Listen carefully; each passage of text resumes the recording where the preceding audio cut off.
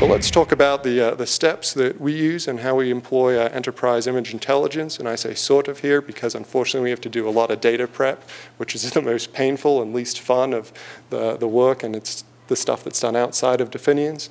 So we've got all this vector data, and unfortunately for a lot of the GIS community, topology still seems to be an option as opposed to a mandate, so we spend a lot of time fixing up data sets and prepping those. LiDAR data is just a beast to work with, and we've been running those through Qt Modeler to rasterize them. We've actually spent some projects where we've done 3 weeks of just rasterizing LiDAR data. And then doing all the necessarily orthorectification. And once we have all these data sets, that's when the fun starts and bringing them together within Definiens. And you probably didn't come here today to listen to me just rant and rave on my various opinions of the things in the remote sensing world. And so you probably want to see some actual rule sets and how we go ahead and implement Definiens technology when the boots hit the ground. The area that I'm going to be showing you today is a project with some data we just got in, or we just finished processing, I should say, last week. And so I spent the last few days working up some rule sets to get at least some initial extraction. This is Baltimore down here. This is the Chesapeake Bay, and we're starting a project in Baltimore County. So for their urban tree canopy plan, they want to have their entire county, the tree canopy measured. Okay, so we've got some very urbanized areas down here, out to some very rural areas where agriculture is the dominant land cover type. This is the rule set that I developed. Don't worry, we're not going to go through this step by step and have you read it. And I show this not to frighten people, and people are initially sort of intimidated when you see, oh, that's your rule set. Look how complex that is. No, it's very, very simple, because if you take something like a pixel-based classifier and you throw your data through it, you just get the end result. You have no idea where it went wrong. By replicating what the human does, which is a lengthy step to replicate human image analysis, I can go through step by step, and if I see a problem in my classification, I can go back to my rule set and pinpoint exactly where it's breaking down. Where did my thought process go wrong? So when I build my expert system, it's very, very flexible in that it's easy for me to change it and update it as necessary. So this is why these rule bases are great. Although this looks lengthy, a lot of these are just sort of pre-processing and post-processing steps. So this is just a week's worth of work, and I'll show you 2 steps. The first we're going to start with is an example looking at finding problems with an existing thematic layer of forest that was digitized.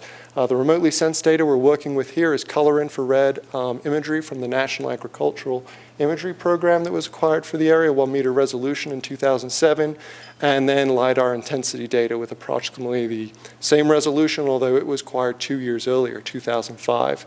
Okay, we've also got some thematic data, some vector data, this woodland shapefile, which was digitized in 2003.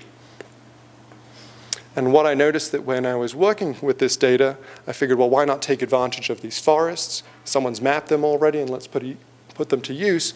But especially in some of the less developed areas in Baltimore County, we were seeing occasional housing developments pop up. Okay, and if we compare this to the LiDAR data, we start to see some differences here. You're going to notice that these areas here match up quite well. Okay, we can see the new developments in both of them. Right here, you can see that in this 2-year time difference, the house is shown up here, and we can't see it here yet in the LiDAR data. So what I wanted to do was develop a rule set that would go in, it would find likely areas of change. Once I found those areas that had changed from the woodland layer, I would dig into them, extract the features within them, and then if I couldn't find buildings in the LiDAR data, I wanted to flag those areas for manual review.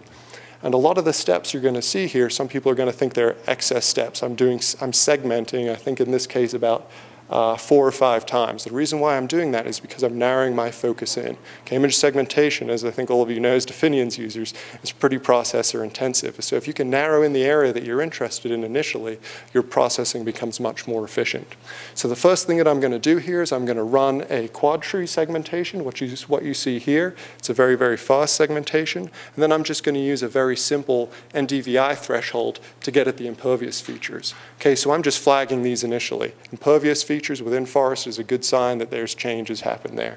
So I'm going to identify those. Then I'm going to identify those forested polygons that have the change. I'm going to resegment those because I want to sort of buffer them, if you will, grow out from those areas so that I focus in the full housing development.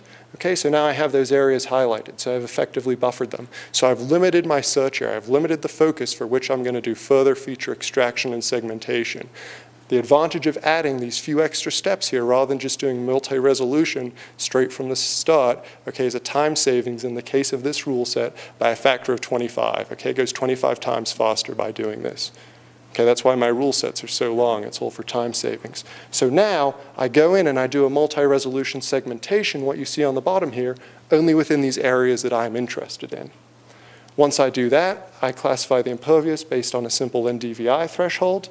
I'm then going to use a contrast split segmentation based on LiDAR intensity. I'll show you the contrast split segmentation a little bit later. If you have LiDAR data, this is the greatest thing out there. This is very good for mapping the lawns. Lawns have very, very high LiDAR intensity returns. Okay, so I can classify the lawns area, do a bit more classification that I gloss over here, fine-tuning things up with some morphology, getting at the buildings using height features, and then because I couldn't find a building in this area, I flagged it for review, which means I want to manually go in and look at that area because it's under change. And the reason why we did this across the entire county is because that we found there was such tremendous variability in these areas where change was happening. Sometimes there was just a foundation, sometimes there was a building, so we want us to manually go in and take a look at these and see what's going on. I'm going to take a look at another part of the county. And please, if you got any questions along here, raise your hand and I'll try to address them. Let's just pan over to another part of the county here. Once again, looking at the color infrared imagery that we have for that area. And in this case, not looking at the LiDAR intensity, but looking at what we call the normalized digital surface model. That is, it's the actual height of features measured by these pixel values, with white being taller features, black being darker features. Okay, you're going to notice something very, very interesting on this imagery here. Any idea what these things are?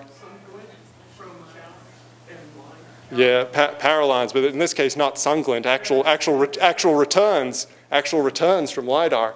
You can't see them here. You can see the transmission line towers. You can't really see anything out here, only through the shadows.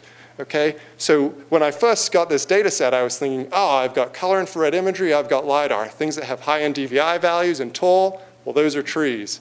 Not so fast, Jarlath. Don't get ahead of yourself. You know, so 12 hours later, oh, excuse me, I've got my little friendly antivirus warning there. Let me just shut that away. Thank you very much. Okay, let's take a look at more of the source data here. Okay, Baltimore County has taken a lot of time to hire a company and pay them tens of thousands of dollars to do the building footprints. Okay, I only have $5,000. I'm not going to reinvent the wheel in this case. I'm going to make use of those. First thing I'm going to do is I'm going to run that classification that I've run up to this point. That is, it's taking those existing woodland areas that were delineated and then just flagging those areas where there's differences between the imagery and the LiDAR, meaning that at the end of the classification, when I kick my land cover data out, I'm going to want to make sure my undergraduate technicians, which as the end of semester and the parties increase show up less and less regularly, go in, take a look at those, digitize them, and fix the errors.